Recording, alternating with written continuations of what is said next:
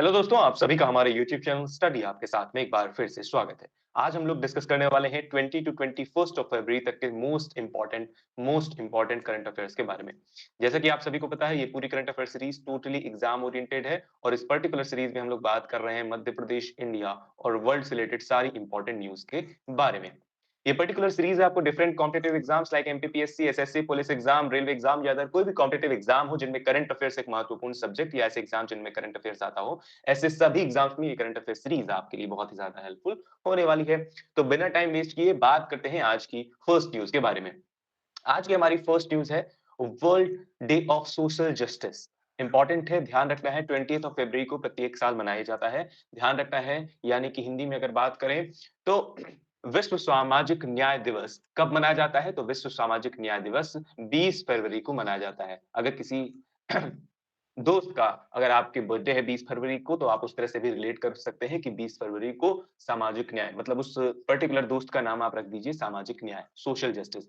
तो social justice को promote करने के लिए ऑब्वियस सी बात है, इसे मनाया जाता है। कब से शुरुआत की गई? तो 2007 में संयुक्त राष्ट्र महासभा ने घोषणा की कि 20 फरवरी को प्रतिवर्ष विश्व सामाजिक न्याय दिवस के रूप में मनाया जाएगा, यानी कि पहली बार कब से सेलिब्रेट किया गया? 2007 में सेलिब्रेट किया। इसका मेन उद्देश्य क्या होगा? इसका उद्देश्य होगा गरीबी, बहिष्करण, लैंगिक असमानता, बेरोजगारी, मानवाधिकार और सामाजिक सुरक्षा जैसे मुद्दों से निपटना इसका क्या होगा? उद्देश्य, यानी कि एम की बात करें तो। इसके अलावा इस साल की थीम क्या रहेगी? तो इस साल यानी 2024 की थीम रहेगी सामाजिक न्याय के लिए वैश्विक गठबंधन, अंतराल पाटना। और अंतराल पाटना का मतलब क्या है? अंतराल कम करना और गठबंधन बनाना। यही बातें यहाँ पर इंग्लिश में भी दी हुई हैं, तो परेशान होने की जरूरत नहीं है। इसका मेन उद्देश्य है आपको टैकल करना है poverty, exclusion, gender inequality, unemployment, human right और सोशल प्रोटेक्शन जैसे इश्यूज को।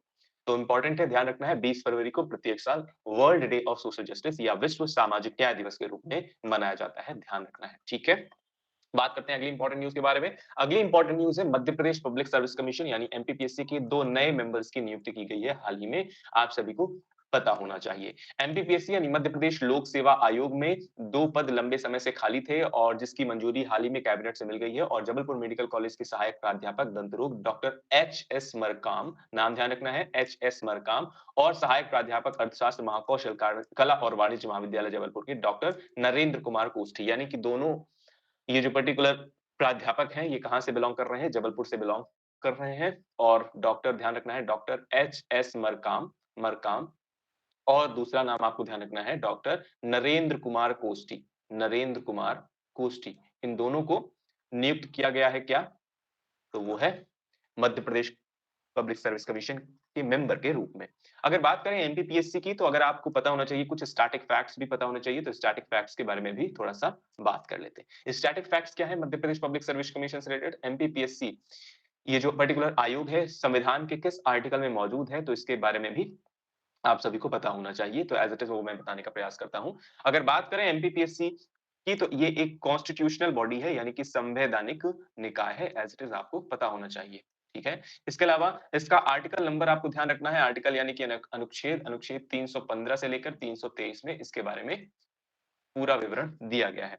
एज इट इज इंपॉर्टेंट है, ध्यान रखना है। अगर आपसे पूछ लिया जाए कि इसका कॉन्स्टिट्यूशन एग्जैक्टली कहां पे है, तो इसका कॉन्स्टिट्यूशन आर्टिकल 315 में है, ठीक है। इसके अलावा 316 में क्या है? तो 316 में अपॉइंटमेंट है। यहां पर लिखने का भी प्रयास करता हूं। 315 में है कॉन्स्टिट्यूशन, यानी कि इसकी स्थापना के बारे में कहा गया है, कॉन्स्टिट्यूशन ऑफ पीएससी। 316 में क्या है? इनके अपॉइंटमेंट्स के बारे में, यानी नियुक्ति के बारे में बताया गया है, अपॉइंटमेंट के बारे में बताया गया है ना।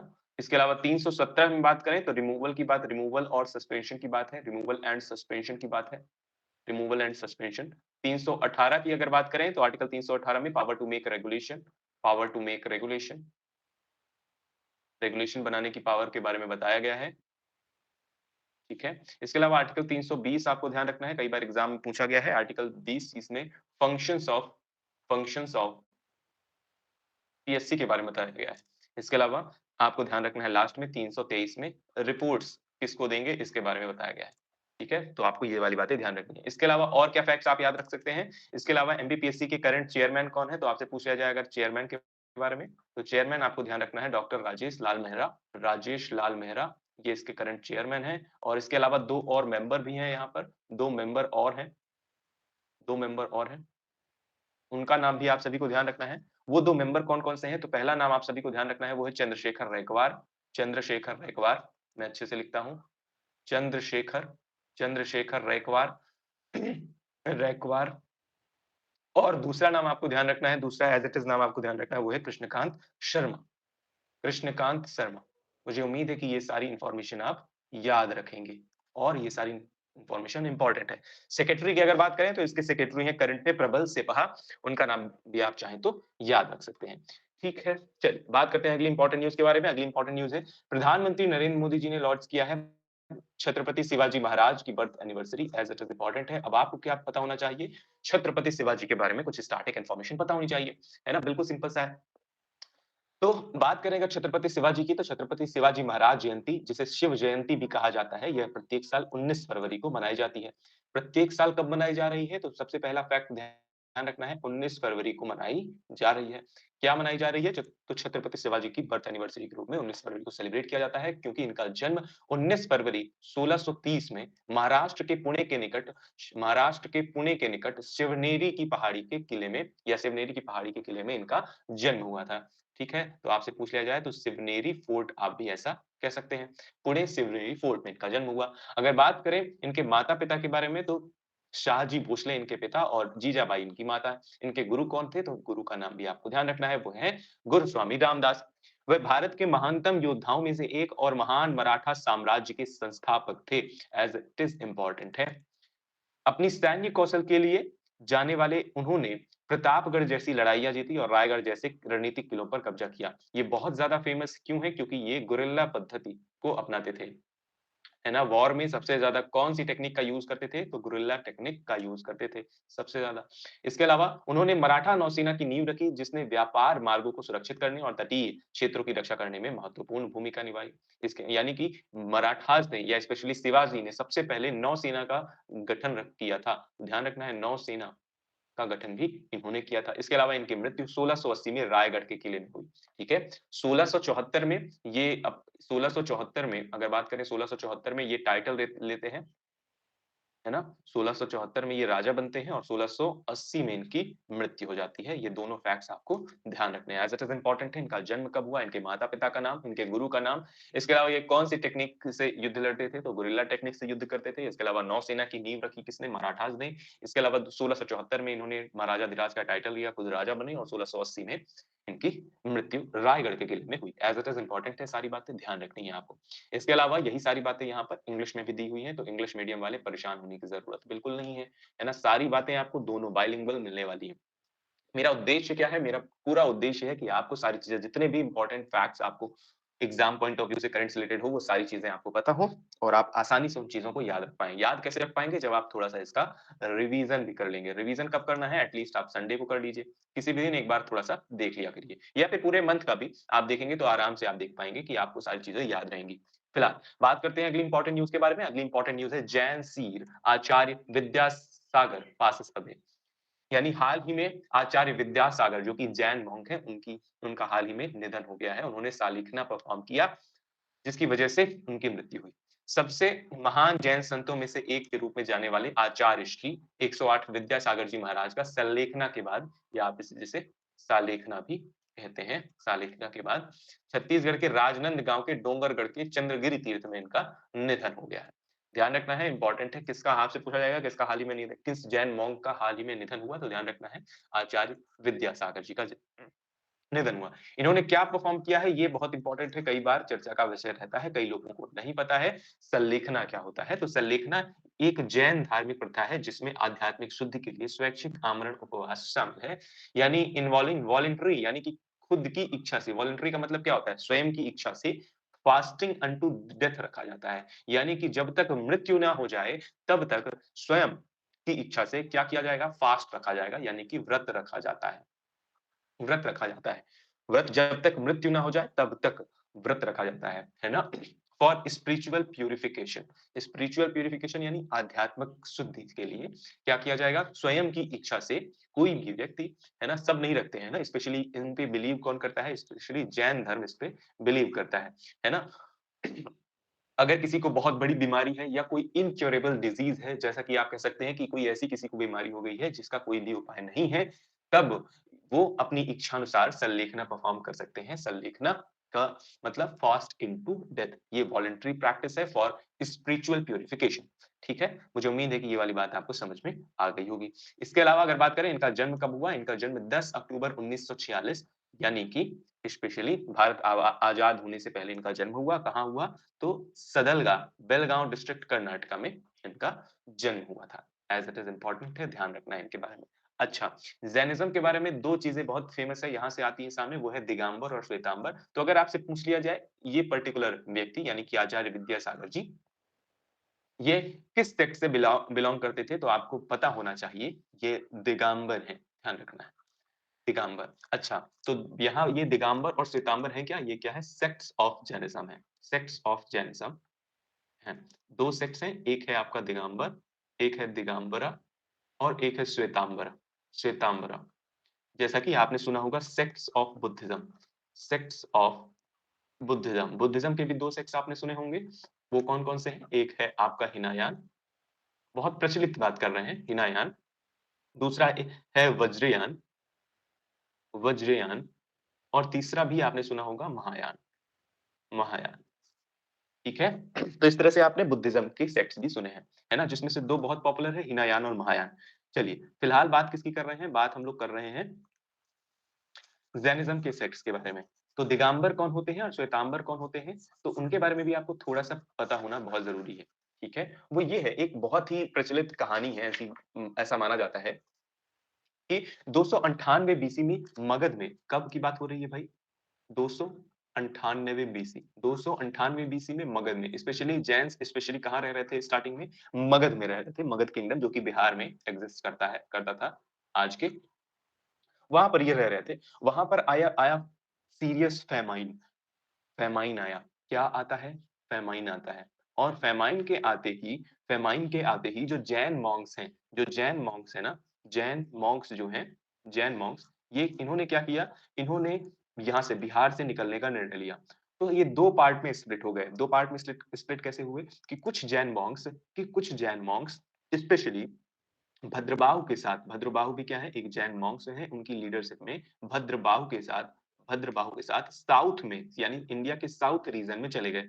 इंडिया के साउथ रीजन में चले गए, ठीक है? और कुछ जैन मॉन्क्स स्थूलभद्र स्थूलभद्र की लीडरशिप में वहीं रुके रह गए। वो कहाँ पर थे? नॉर्थ में ही थे, स्पेशली बिहार वाले रीजन पे ही थे। तो जब ये वापस लौटे यानी फेमाइन जब वो पूरी तरह से खत्म हो गया, तो ऐसा माना जाता है कि जब ये वापस लौटे तो इनका जो पूरी तरह से इनकी जो सोच थी, ये थिंकिंग थी वो पूरी तरह से चेंज हो गई। 12 साल के बाद जब ये वापस लौटे तो इन्होंने ये माना कि कंप्लीट रिनंसिएशन करना है हमें। क्या करना है? कंप्लीट रिनंसिएशन करना है। रिनंसिएशन का मतलब क्या होता है? सारी चीज़ें त्यागना। सारी चीज़ें क्या करना है? त्यागना है। तो ये जो पर्टिकुलर सेक्ट्स हैं, भद्रबाहु को फॉलो करने वाले, इनकी लीडरशिप में फॉलो करने वाले ये सारे लोग दिगंबर बन गए, दिगंबर कहलाए। और स्थूलभद्र को फॉलो करने वाले जैन मॉन्क्स क्या कहलाते हैं? श्वेतांबर कहलाते हैं। ये पर्टिकुलर चीज़ आपको ध्यान रखनी है, इम्पोर्टेंट है, ठीक है? अब जब बात करें जैन मॉन्क्स में स्पेशली दिगंबर और श्वेतांबर की, तो दिगंबर जितने भी जैन मॉन्क्स जो कि दिगंबर को फॉलो करते हैं, वो स्ट्रिक्ट जैन प्रिंसिपल को फॉलो करते हैं, स्ट्रिक्ट जैन प्रिंसिपल्स को फॉलो करते हैं, ठीक है?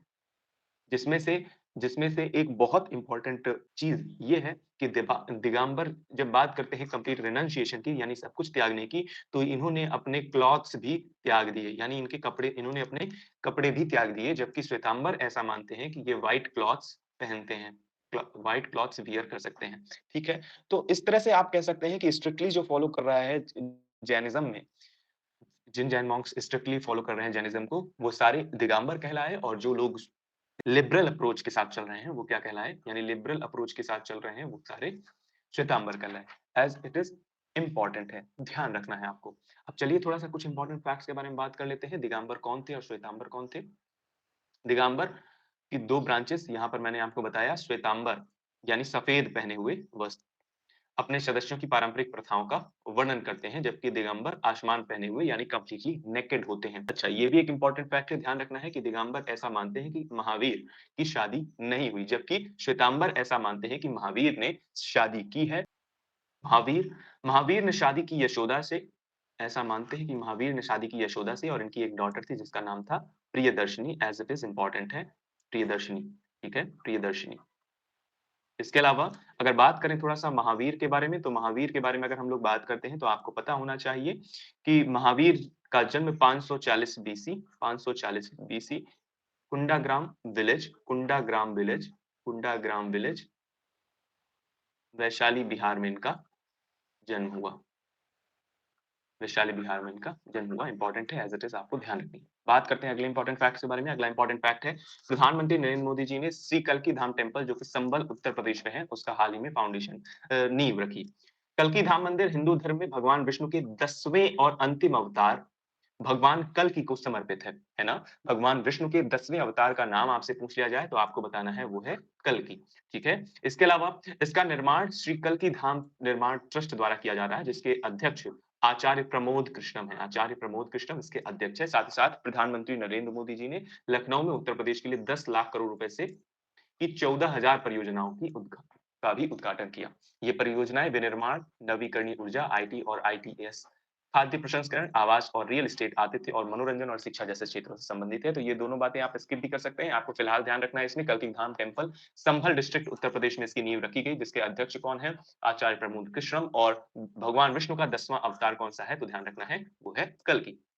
बात करते हैं आज के प्रैक्टिस क्वेश्चन के बारे में। आज का आपका फर्स्ट क्वेश्चन है महावीर का जन्म किस विलेज में हुआ और कब हुआ वो लिखेंगे आप। इसके अलावा who chairs 62nd session of commission for social development, इसके बारे में मैंने आपको बताया था प्रीवियस लेक्चर में। आपको इसके बारे में बताना है कमेंट सेक्शन में। मुझे उम्मीद है कि सारी बातें आपको समझ में आई होंगी। किसी भी तरह का कहीं पर भी डाउट हो तो आप यूट्यूब के कमेंट सेक्शन में या फिर इन social media handles specifically Instagram, Telegram और फेसबुक से जुड़कर मुझे आप पूछ सकते हैं। इसके अलावा साथ-साथ आप चाहें तो यहाँ पर मुझे फॉलो कर सकते हैं।